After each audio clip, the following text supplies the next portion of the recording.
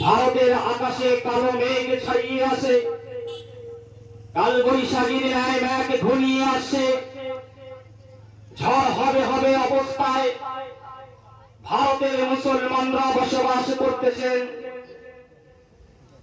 এদের ভাব ভঙ্গিমা এবং দেশ চালানোর পরিকাঠামোর দিকে লক্ষ্য করলে বোঝা যাচ্ছে যে ভারতের মুসলমানরা মনে হয় ভারতে থাকার অধিকার রাখে না।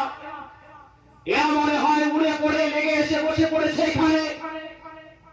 তাই মুসলমান হিসাবে আমি আমার জাতির কিছু ইতিহাস, ভারতের স্বাধীনতা বিপ্লবী সংগ্রামী জাতীয়তাবাদী ওলামাদের কিছু ইতিহাস আপনাদের সামনে তুলে ধরতে চাই। আমি আশা করব আপনারা মনোযোগ সহকারে শেষ পর্যন্ত আমার বক্তৃতা শ্রবণ করবেন।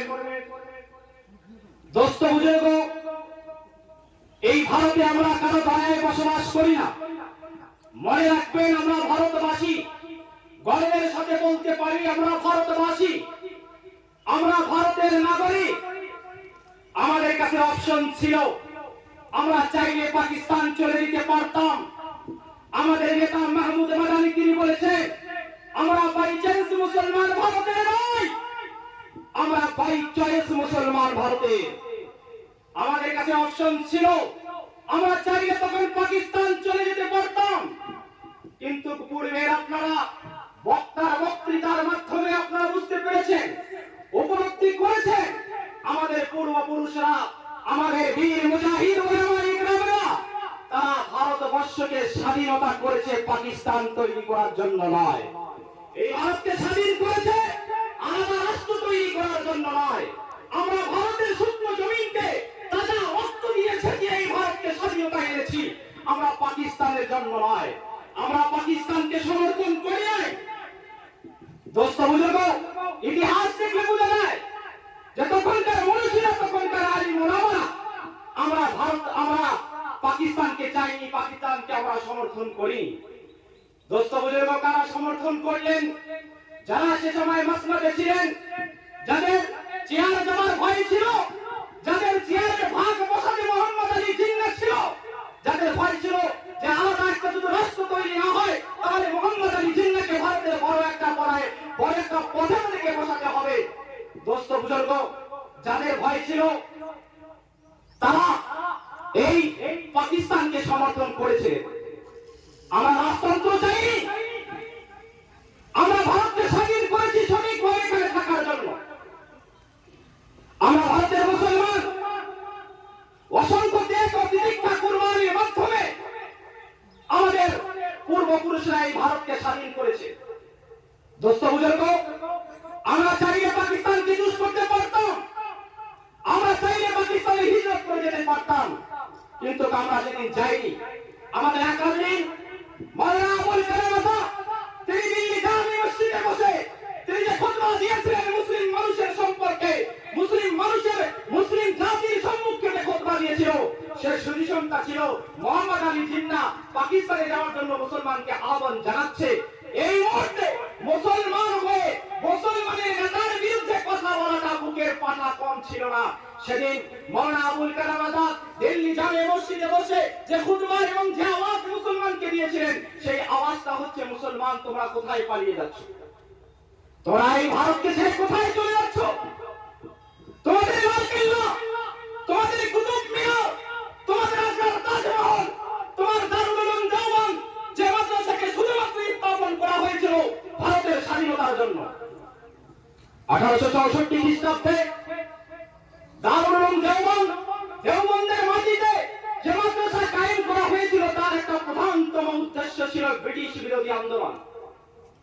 দোস্ত বুজুর্গ, তোমরা মাদ্রাসা তৈরি করলে ব্রিটিশ বিরোধী, তোমরা মসজিদ তৈরি করলে, তোমরা মানুষের ঈমান তৈরি করলে, এবং ত্যাগ ও তিতিক্ষার পরে বহুদিন পরে যখন স্বাধীনতার স্বাদ আমরা গ্রহণ করব, তখন তোমরা এই ভারতকে ছেড়ে পাকিস্তানে চলে যাচ্ছে। এটা হতে পারে না। মুসলমান, তোদেরকে যদি যেতেই হয়, পালাতেই হয়, তো এমন জায়গা পালিয়ে যাও যেখানে আল্লাহ তোমাদের মৌত দিবে না। কথার উল্লেখ কি ছিল? কথার ইঙ্গিত কি ছিল? তার মানে মুসলমান তোমরা পালাইও না। আমরা পালাবার জাতি নই। যাদের ক্ষমতার নেশা ছিল তারা পাকিস্তান চাইবো না। দোস্ত বুজুর্গ, আলহামদুলিল্লাহ আমি মনে করি আমার আকাবিরিনরা মনে করে পাকিস্তানের মুসলমানের চেয়ে এই ভারতের মুসলমান শত কোটি গুণ ভালোই আছে। কিন্তু আজকে 1947 সালে ভারত স্বাধীন হওয়ার পর এতদিন পরে আবার কেন আমরা অস্বাধীন ভাব অনুভব করতেছি? কিছু অশুভ শক্তি আমাদের মাথার উপর তাক লাগিয়েছে আমাদেরকে গ্রাস করার জন্য। তাই তাদের বিরুদ্ধে কিছু না বলে এটা একজন সুনাগরিকের পরিচয় হয় না। আপনাদের কর্ণগোচর করে দিতে চাই যে ভারত এমনি স্বাধীন হয়নি। দীর্ঘ লড়াইয়ের পর, অসংখ্য জান কুরবানির পরে এই ভারতের স্বাধীনতা পেয়েছি আমরা। ইতিহাস বলতে গেলে সেই 1608 খ্রিস্টাব্দে যখন প্রথম ভারতের মাটিতে ইস্ট ইন্ডিয়া কোম্পানি নামক ব্রিটিশ সরকার ভারতে তৎকালীন সরকার বাদশাহ জাহাঙ্গীর আলমকে প্রলোভন দেখিয়ে যে ভারতের কাঁচামালকে রপ্তানি করে তার আয় ভারত সরকার নিবে, ভারত সরকারকে দিব, এভাবে প্রলোভন দেখিয়ে মুসলমান বাদশাহ ছিলেন উদারতা দেখিয়ে তাদেরকে আসার জন্য আমন্ত্রণ করলেন, স্বাগত ওয়েলকাম জানালেন। শেষ পরিণতি হলো যে 100 বছরের মধ্যে ভারতের বেশ কিছু বড় বড় রাজ্য তারা তার অধীনে নিলেন এবং তাদের শাসনতন্ত্র কায়েম করলেন। এমন ভারতের মহীশূরের মতো বড় রাজ্যে তারা নিজ শাসনতন্ত্র ব্রিটিশ কায়েম করলেন এবং 1803 খ্রিস্টাব্দে তারা ভারতবর্ষে ঘোষণাও করে দিলেন যে পৃথিবী হচ্ছে আল্লাহ, পৃথিবী হচ্ছে খোদার, এখানে হুকুম চলবে কোম্পানি বাহাদুরের। যারা আল্লাহর জমিনে বসবাস করতে চায় তাদেরকে কোম্পানি বাহাদুরের হুকুমে চলতে হবে। তখন আমাদের বিচক্ষণ আলিম ওলামারা তাদের বুঝতে পেরেছিল না, তারা বুঝে গেছে যে ভারতে আমরা আর স্বাধীন নেই, আমরা পরাধীন হয়ে গেছি।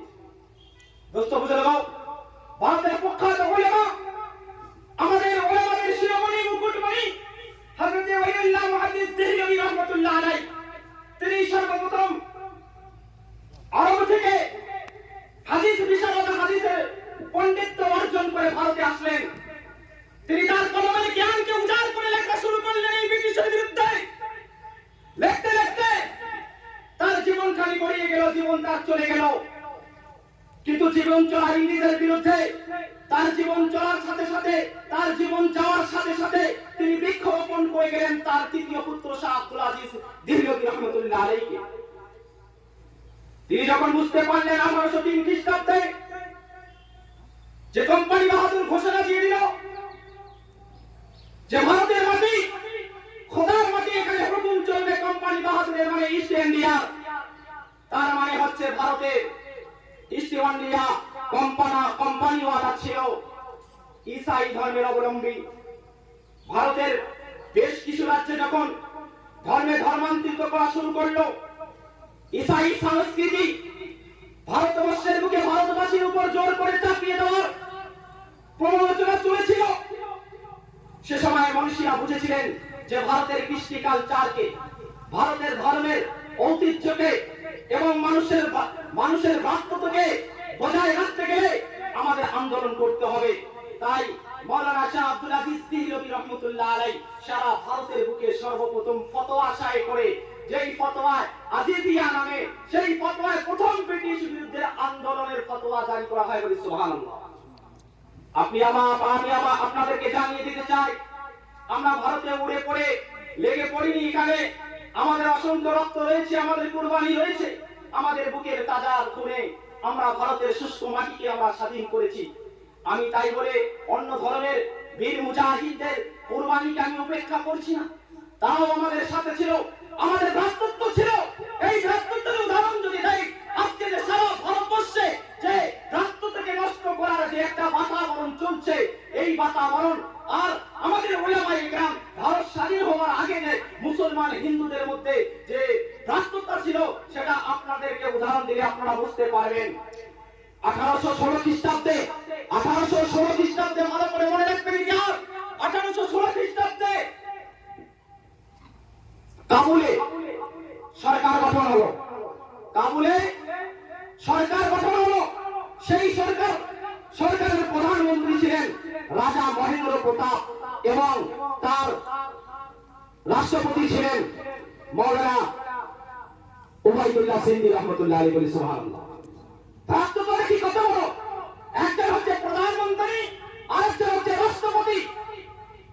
একজন প্রধানমন্ত্রী রাজা মহেন্দ্র প্রতাপ হচ্ছেন প্রধানমন্ত্রী এবং মৌলানা উবাইদুল্লাহ সিন্দি হচ্ছেন তিনি রাষ্ট্রপতি। এই উবাইদুল্লাহ সিন্দিকে আপনারা জানলে অবাক হবেন। আমরা ফ্রিডম ফাইটার নেতাজি সুভাষচন্দ্র বসুর নাম জানি। নেতাজি সুভাষচন্দ্র বসু যার গুরু ছিলেন, যিনি যার শীর্ষ ছিলেন, তার নাম হচ্ছে মৌলানা উবাইদুল্লাহ সিন্দি রহমতুল্লাহ আলাইহি। দোস্ত বুজুর্গ, কথা হাওয়ায় বলছি না, ইতিহাসে বলছি। হাওয়ায় কথা বলি না, আমাদের সংগঠন হাওয়ায় কথা বলি না, ইতিহাস নিয়ে ঘাটাঘাটি করে আমরা কথা বলি। এই আজাদি হিন্দ ফৌজ তৈরিকারী নেতাজি সুভাষচন্দ্র বসু যার কথায় উদ্বৃত্ত হয়ে আন্দোলনে নেমেছিলেন, তার গুরু হচ্ছেন মৌলানা উবাইদুল্লাহ সিন্দি রহমতুল্লাহ আলাইহি। দোস্ত বুজুর্গ, আমরা সবাই জানি যে নেতাজি সুভাষচন্দ্র বসু ভারত থেকে চলে যাচ্ছিলেন, তার উপরে নজরবন্দি ছিল, ইংরেজদের ব্রিটিশের নজরবন্দি ছিল। তিনি ঘরে 6 মাস যাবত নজরবন্দি ছিলেন এবং তারপরে তিনি ভারত ছেড়ে চলে যাচ্ছেন। যে ভারত ছেড়ে যখন চলে যাচ্ছেন, তার পাসপোর্ট ভিসা হচ্ছেন না, তার নিজের নামে পাসপোর্ট ভিসা হচ্ছেন না। মজার বিষয় হচ্ছেন, তিনি বড় বড় মুখে দাঁড়িয়ে নিয়ে মৌলানা উবাইদুল্লাহ সিন্দির কাছে গেলেন এবং মৌলানা উবাইদুল্লাহ সিন্দির কাছে গিয়ে পরামর্শ চাইলেন যে কি করা যায়। তিনি পরামর্শ দিলেন, তোমার দাড়ি এবং গোঁফকে রেখে দাও, বড় আলখেল্লা, বড় লম্বা জামা পরিধান করে, মাথায় টুপি পরে তুমি মৌলানা জিয়াউল নামে তার পাসপোর্ট তৈরি করা হয় এবং মৌলানা উবাইদুল্লাহ সিন্দি এই জিয়াউল নামে, জিয়াউর রহমান নামে এই পাসপোর্টের ভিসার তিনি বন্দোবস্ত করেন। আমরা যে নেতাজি সুভাষচন্দ্র ছবি দেখতে পারি, শেষের দিকের ছবি, ঘোড়ায় চড়ে আছে, মাথায় লম্বা টুপি, লম্বা জামা, সেটা হচ্ছে মৌলানা উবাইদুল্লাহ সিন্দির মাসওয়ারা মোতাবেক। এ ছিল আমাদের মধ্যে ভ্রাতৃত্ব। আমরা কাঁধে কাঁধ মিলিয়ে ইংরেজদের বিরুদ্ধে লড়াই করে গিয়েছিলাম। আজকে অশুভ শক্তি বলছে তোমাদের জন্য তো পাকিস্তান তৈরি হয়ে গেছে, তোমরা ভারতে কেন? দোস্ত, সেই সময় সেই সমস্ত অশুভ শক্তিকে আমি জানিয়ে দিতে চাই যে তুমি ভারতের সংবিধান জানো না। ধর্মের ভিত্তিতে দেশ বিভাজন হয়েছে বটে, কিন্তু আমাদের চয়েস ছিল ভারত। আমরা পাকিস্তানকে চয়েস করি নাই, আমরা নিজ অধিকারে ভারতে বসবাস করছি। দোস্ত বুজুর্গ, লক্ষ কোটি ওলামা ইকরামের খুনের তিতিক্ষার খুনের পরে আমাদের ভারত স্বাধীনতা পেয়েছে। এর প্রমাণ নেতাজি সুভাষচন্দ্র বসুর ভাইপো ডাক্তার শিশির চন্দ্র বসু। তিনি বলছেন যে ভারতে যদি আলেম ওলামাদের অবদান না থাকতো ভারত স্বাধীনে, তাহলে এই ভারত স্বাধীন 1947 সালে হতো না, আরো 100 বছর পিছিয়ে যেত। কে বলছেন? নেতাজি সুভাষচন্দ্র বসুর ভাইপো ডাক্তার শিশির চন্দ্র বসু, আমি বলছি না। তিনি বলছেন যে মুসলমানের ওলামাদের যদি অবদান ভারত স্বাধীনতা আন্দোলনে না থাকতো, তাহলে ভারতের স্বাধীনতা আরো 100 বছর পিছিয়ে যেত। দোস্ত বুজুর্গ, আমরা ইতিহাস পড়লে জানতে পারি যে দিল্লি চাঁদনি চৌক থেকে নিয়ে হায়দ্রাবাদ পর্যন্ত একটা কোনো গাছের ডাল ছিল না যেখানে আলিম ওলামাদেরকে ফাঁসি দেওয়া হয় নাই।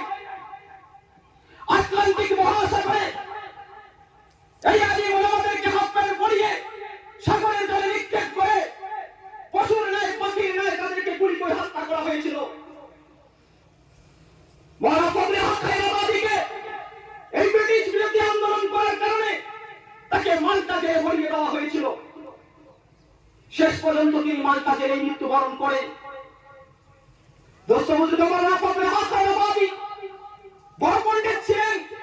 তিনি লেখনীর মাধ্যমে ব্রিটিশ সরকারের বিরোধিতা করতেন। জেলে নিয়ে যাওয়ার পরে তার হাত থেকে কলম খাতা কাড়িয়ে নেওয়া হয়েছিল। তাকে লেখার কোন ব্যবস্থা বন্দোবস্ত থেকে সমস্ত কিছু জিনিস থেকে তাকে দূরে রাখা হয়েছিল। কিন্তু ইতিহাস জানেন, মৌলানা ফজলে হক খায়রাবাদী নামটা মনে রাখবেন। মৌলানা ফজলে হক খায়রাবাদী তিনি মাল্টার জেলে বসে চুপ থাকেননি, তিনি